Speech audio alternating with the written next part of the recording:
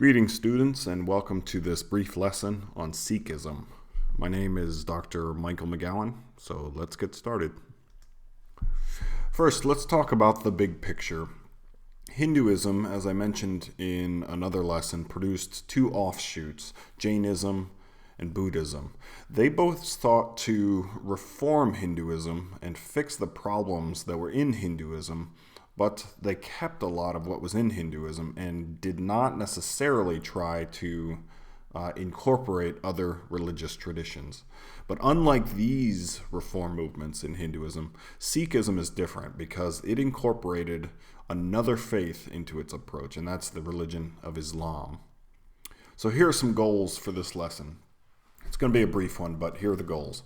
First, to understand how Sikhism kind of stands between these great world religions of Islam and Hinduism. And second, to understand the tension between pacifism or peacemaking and the militant aspect of Sikhism. All right, moving on. Here's the legend or history, depending on how you choose to view it. Here's some of the backstory.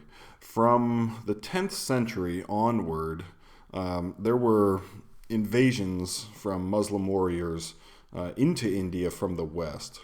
And because India was kind of mostly filled with Hindus, and because Hinduism and Islam were so different, there was, a lot of times it resorted to violence and hostility between the two groups.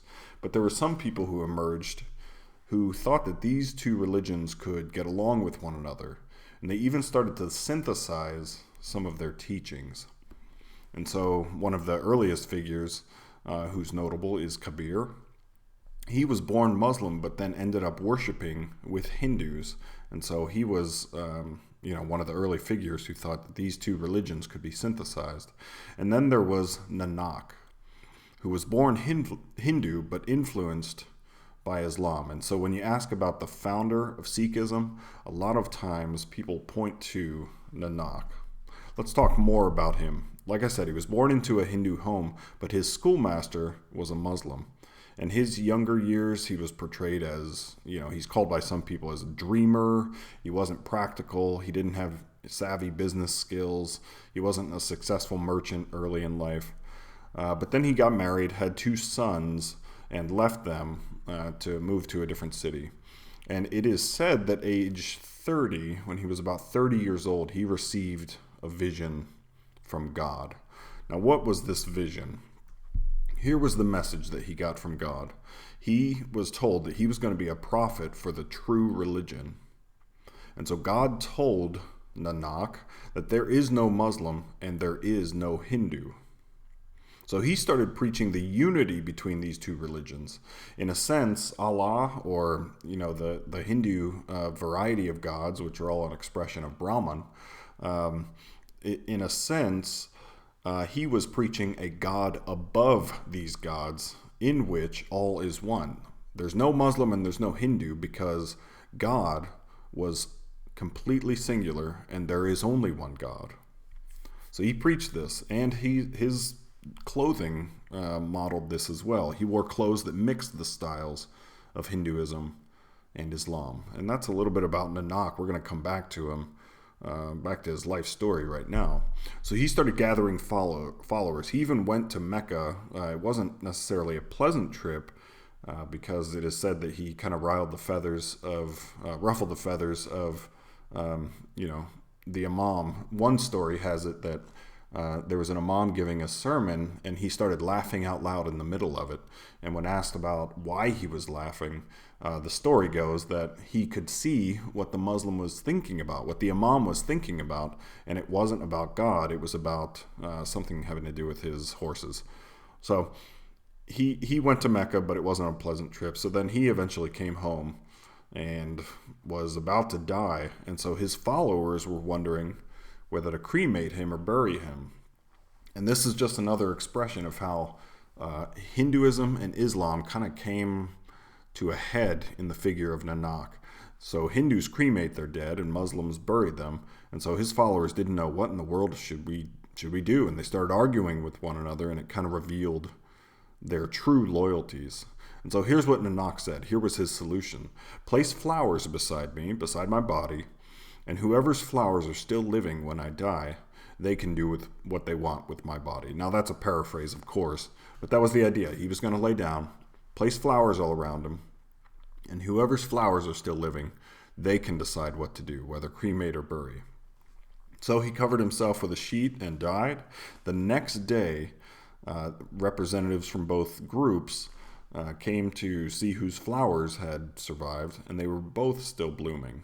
And yet, the body of Nanak was gone. Now, this could be legend, this could be history, I have no idea. But the same story is told of Kabir. So, if I had to guess, I would guess this is legend. All right, so let's talk name and numbers. The name Sikh comes from the Punjabi word for disciple. So you'll remember that Nanak gathered a bunch of disciples and started planting these communities all over his region of India and even beyond. So the name Sikh comes from the Punjabi word disciple. How many are there? Well, in the past week, I've read various estimates. They vary, basically. Some people think as few as 19 million worldwide, and some people think as many as 30 million worldwide. That's a pretty big difference, but I think what is not argued much is that it's the fifth or sixth largest religion in terms of numbers in the world. And most of them are found in the Punjab region, which is northwest India. There are other communities, however, in other parts of India. There are some in Europe, even in North America, and you'll find some even in Southeast Asia. So what are their symbols? The khanda is a very recognizable symbol. I'm sure you've seen this, the swords that cross. It's a powerful symbol. So let's talk about that, and then let's also talk about the Ik-Onkar. The khanda, the name is from the double-edged sword, also called a khanda, which appears at the center of the logo. That's the vertical sword in the center of the logo there at the bottom. And it's a metaphor of divine knowledge. The idea is that its sharp edges cleaving truth from falsehood. It is after the truth, not the falsehood that one finds when one is only ever a Hindu or only ever a Muslim. There's a circle around the khanda, around the sword, and that's to symbolize God's eternal perfection, right? You hear this at wedding ceremonies. Rings have no edges. They're eternal. And that's kind of the idea here. There's no beginning or no end to God. God is eternal, infinite perfection. And then there are two curved swords, and they kind of emphasize the equal emphasis that a Sikh must place on spiritual aspirations, as well as an obligation to society. And then the Ik-Onkar is basically the second symbol pictured there, the one more closely underneath of that title.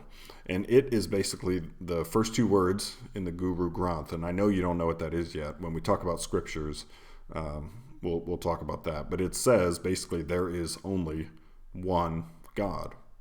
So this is a monotheistic tradition. There is only one God. How about their scriptures?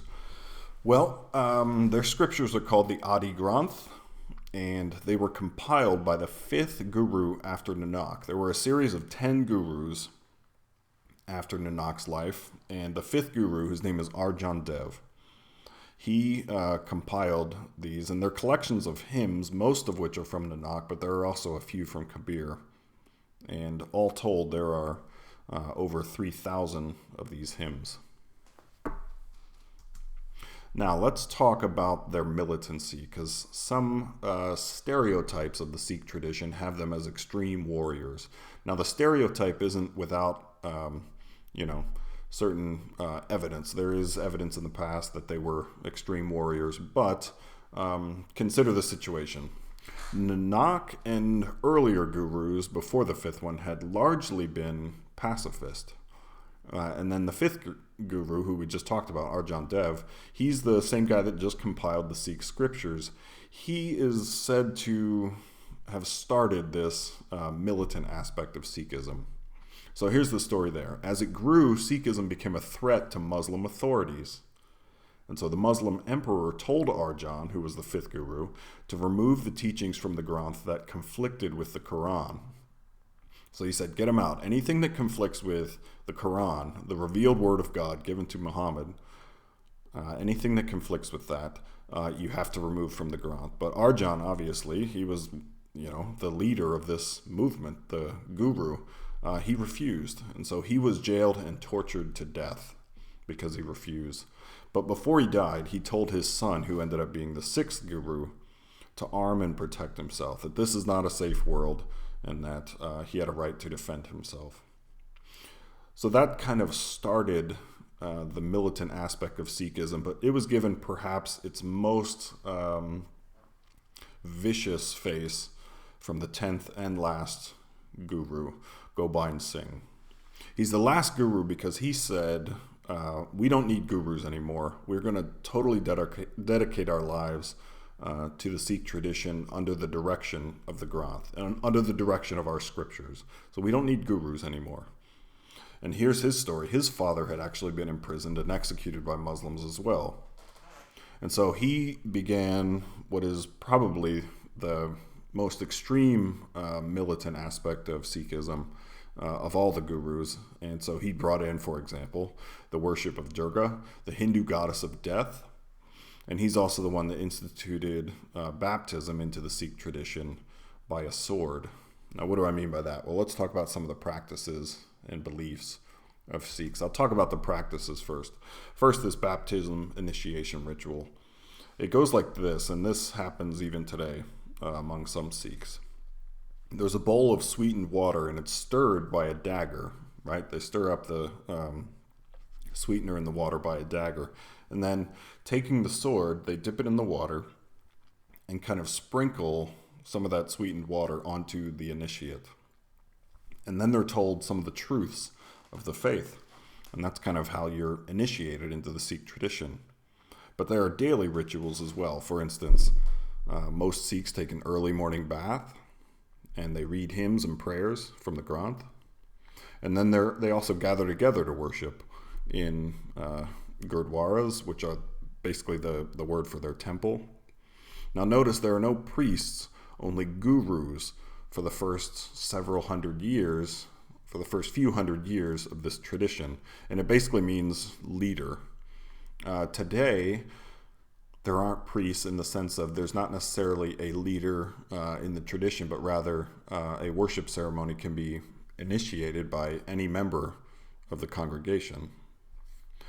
What about some of their beliefs? Well, this is where it gets really interesting. They took things from Hinduism and Islam. The chief thing they took from Islam is that there is only one God. Of course, they called it something different. They called it the true name. But that's the true name, or God, is seen to be the creator of all the universe. And when they look at all that the true name created, humans are seen as the supreme creation. What else did they believe? Well, they rejected this belief in ahimsa, which, as you remember from the Jainism lesson, kind of means self-denial, or denying myself things that I might like, and also it's almost like an extreme pacifism, no harm or death to any creature. They rejected that. They accepted the Hindu beliefs of reincarnation and karma, but they rejected the rituals and ceremonies of Hinduism and Islam. And instead, they really opted for a simple life. And with the exception of when things got complicated by its militancy, they've really kept this up. So today, you'll find Sikhs in the United States and around the world who are, on the whole, peaceful people and nice people to meet. So that's the brief lesson on Sikhism. If you have any questions or comments, feel free to shoot me an email or discuss them in class. Thank you.